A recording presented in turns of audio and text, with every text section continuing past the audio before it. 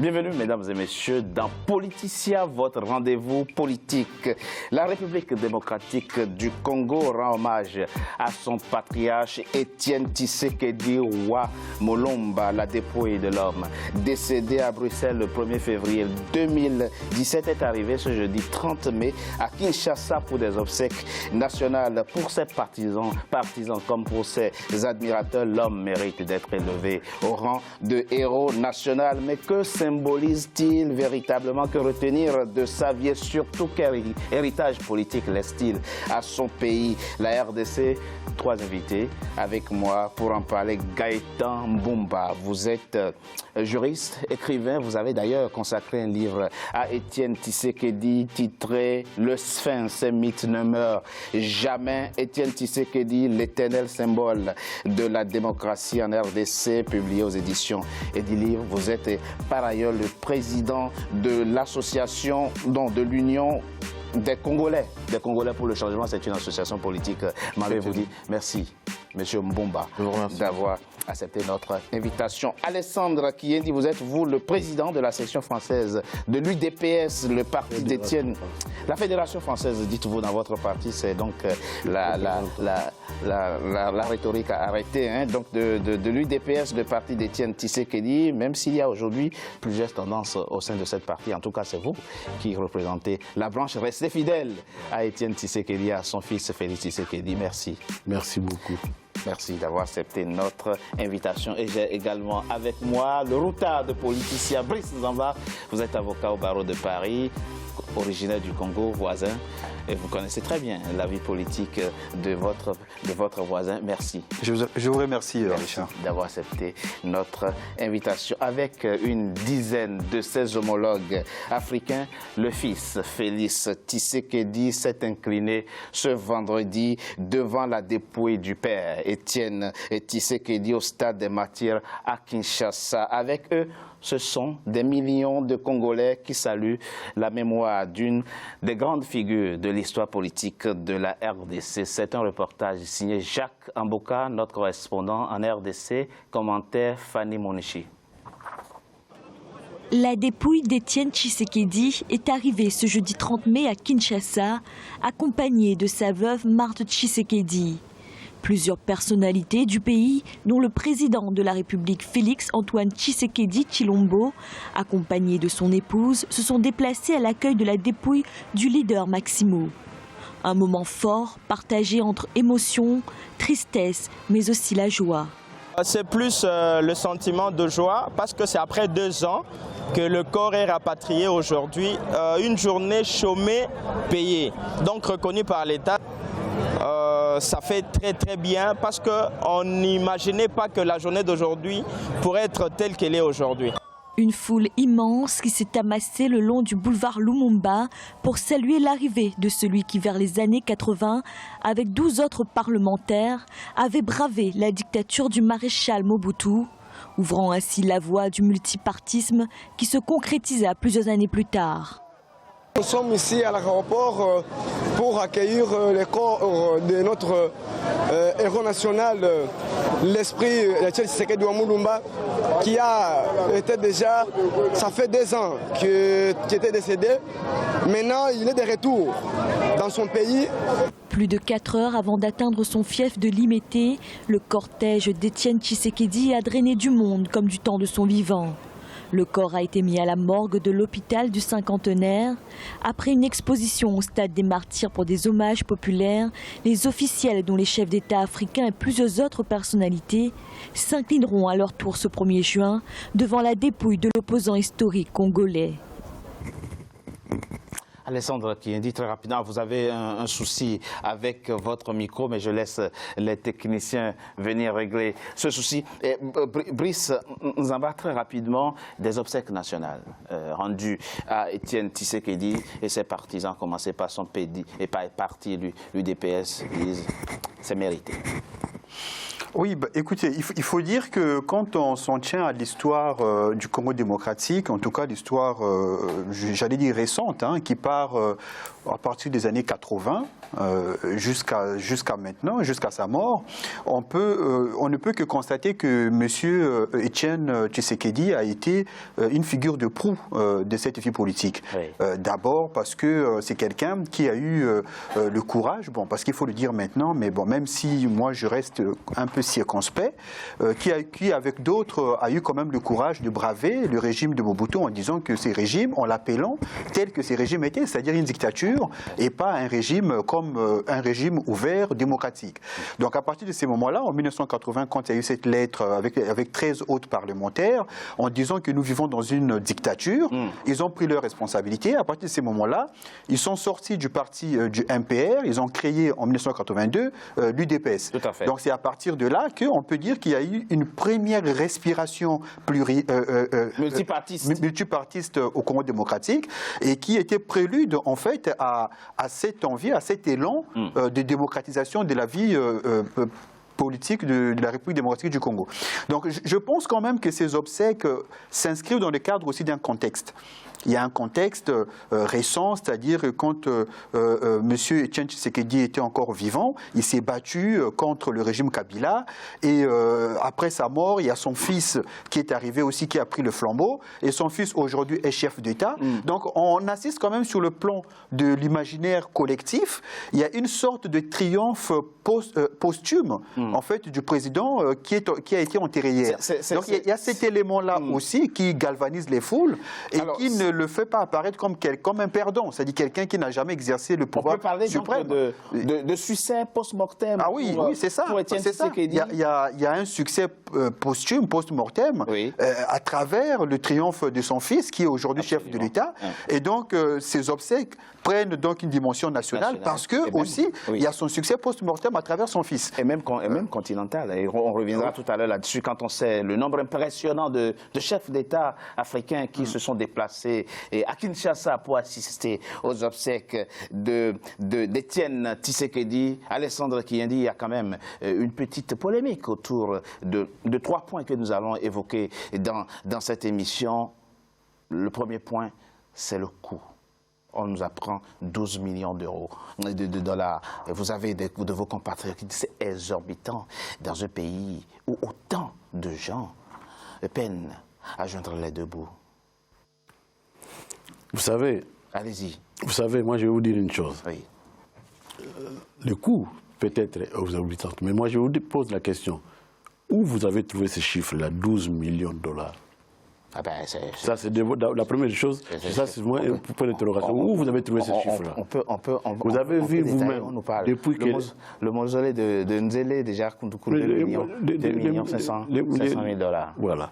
Depuis qu'on a commencé, depuis que le corps du président Tshisekedi a quitté Bruxelles, on était même dimanche, puis j'étais là moi-même à l'église.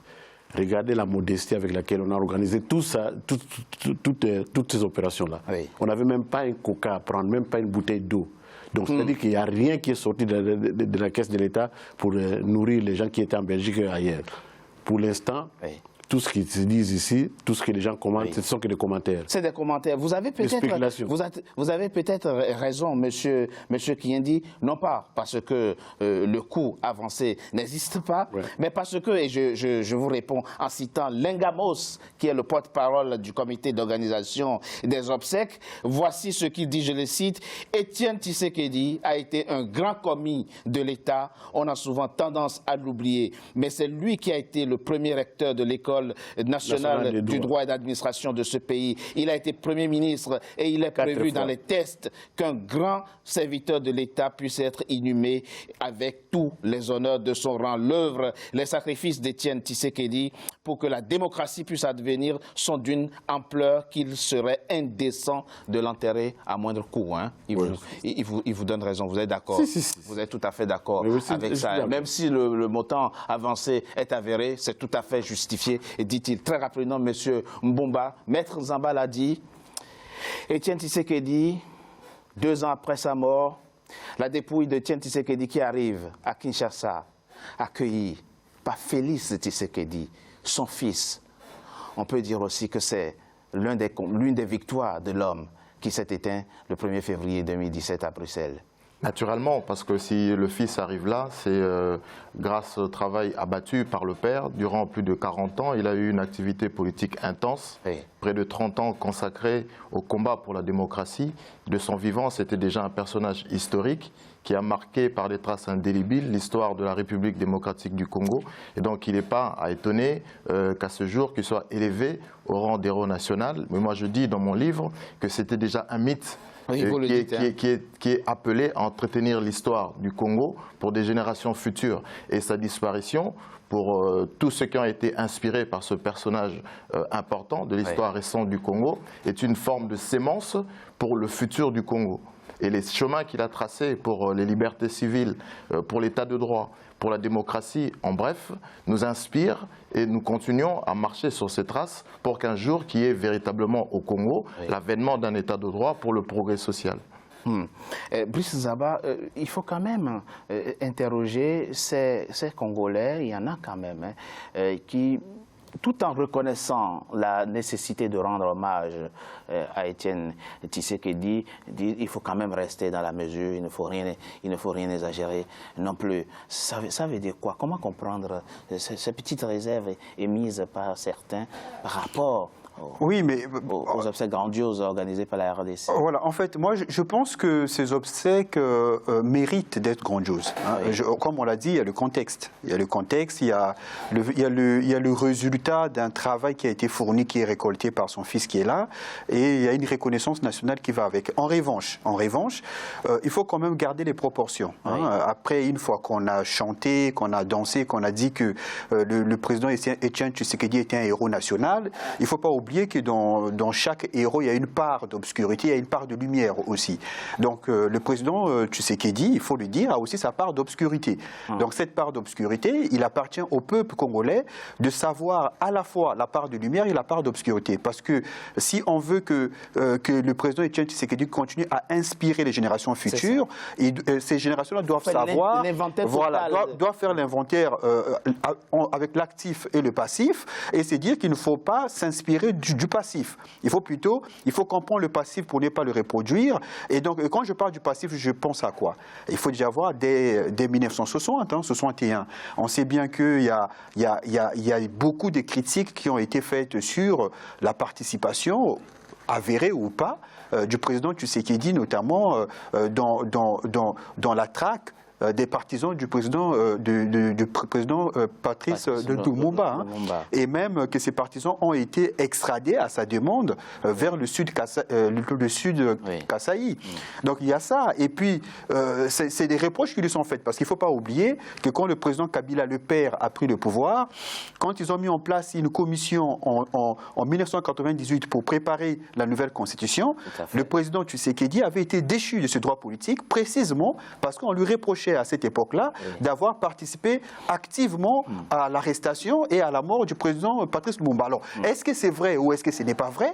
En tout cas, ça mérite d'être discuté et ça mérite de pouvoir de rechercher des éclaircissements là-dessus. Donc, une fois qu'on a dit ça, bon, après, on nous dit encore que le président Tshisekedi avait signé une lettre avec 13 parlementaires pour dire que le régime de Mobutu était une dictature, ce qui est une bonne chose, mais il ne faut pas oublier... C'était pas facile, c'était pas évident à l'époque. Oui, mais il ne faut pas oublier pourquoi il a contribué à le faire, à rédiger cette lettre. Parce que précisément, le président Mobutu, quand le président de l'Assemblée nationale de cette époque était décédé, en principe, c'est le président Tshisekedi qui devait être nommé à sa place. Mais le président Mobutu avait préféré nommer quelqu'un d'autre à sa place. Oui. Donc certains commentateurs, certains analystes pensent que donc frustré de cette rebuffade, et que le président Tshisekedi, en ce moment-là, avec d'autres parlementaires, ont fait le choix d'écrire cette lettre et de sortir du MPR pour précisément créer un autre parti.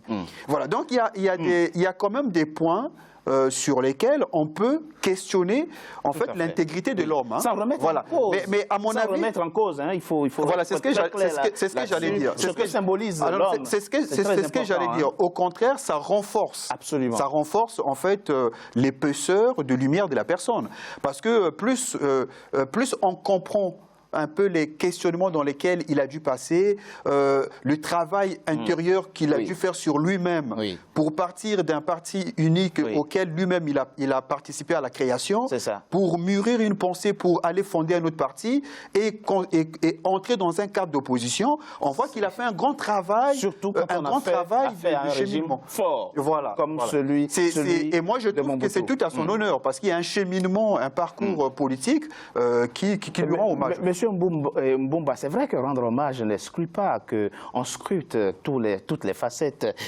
d'un personnage, mais cette discussion-là ou ces polémiques qui ont aujourd'hui écho viennent aussi sans doute du fait qu'il y a plusieurs zones d'ombre dans l'histoire, plusieurs tragédies dans l'histoire de votre pays. Je reçois l'appel d'une Congolaise qui me dit « Aujourd'hui, je rends hommage à Étienne Tshisekedi au stade des martyrs, mais je pense aussi au pendu de la Pentecôte. » Mais le tout fait partie de l'histoire de ce personnage politique important de l'histoire du Congo. D'abord, il faut retenir que ce n'est pas un saint homme, donc comme tout homme, donc il a une part d'histoire écrite qui peut être discutée, qui peut être contestée. Naturellement, j'écris dans mon livre, d'ailleurs, j'ai essayé d'être objectif. Absolument. Il y a une page sombre de l'histoire du Congo, nous ne pouvons pas l'oublier, les pendus de la Pentecôte, parce que cette dame, je pense qu'elle fait allusion à cela. C'est ça, à ces Congolais qui ont été pendus sur le même stade où on rend aujourd'hui hommage au président. Il n'y avait pas de stade à l'époque.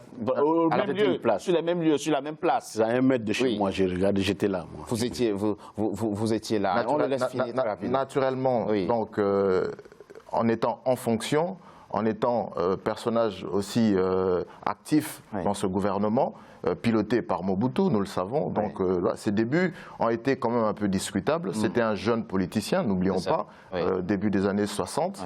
Donc il a commis un certain nombre d'erreurs, je le relève dans le livre, notamment en allant dire publiquement que voilà, cet acte était tout à fait souhaitable parce qu'ils étaient en comportement déviant par rapport au régime qui était mis en place du temps de Mobutu lorsqu'il avait pris le pouvoir. Et cela fait partie de son histoire. Absolument. Mais les années qui ont suivi, permettez-moi de finir le fil de mon idée, l'homme a eu le temps de se transcender, de se remettre en question, de se bonifier.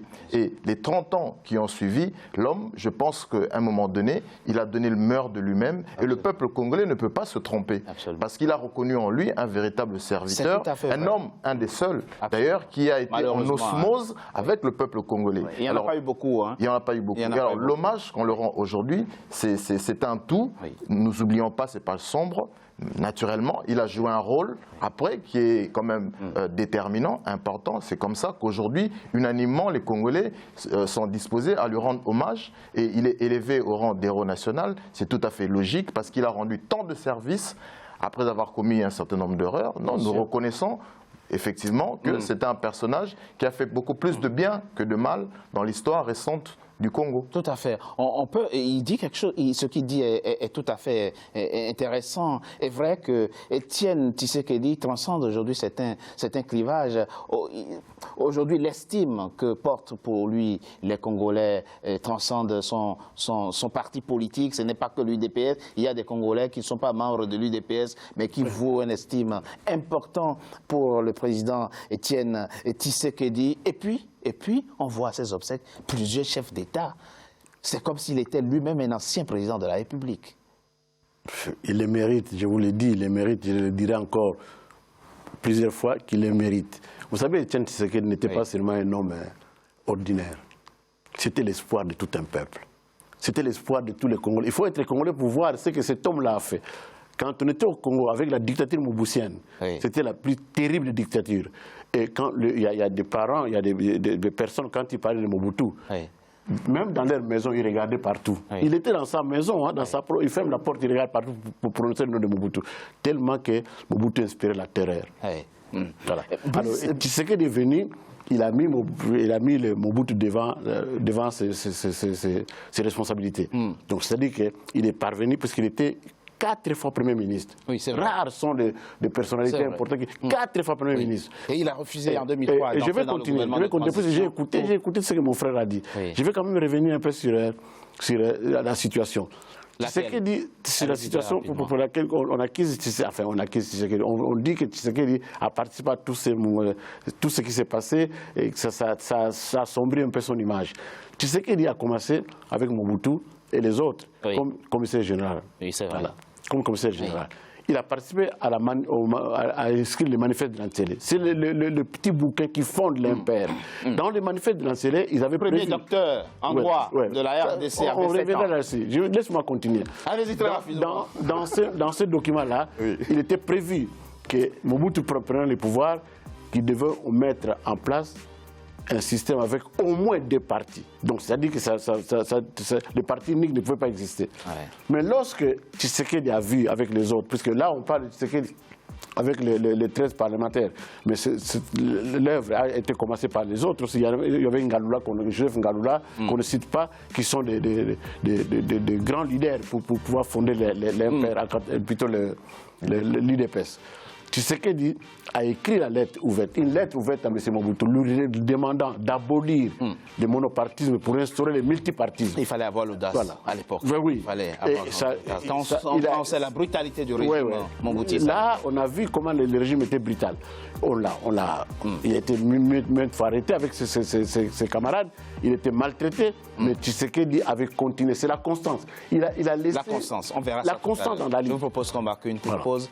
On se retrouve tout à l'heure pour poser à nouveau un regard critique, analytique sur ce que symbolise l'homme, pas seulement pour la RDC, mais pour le continent. À tout de suite.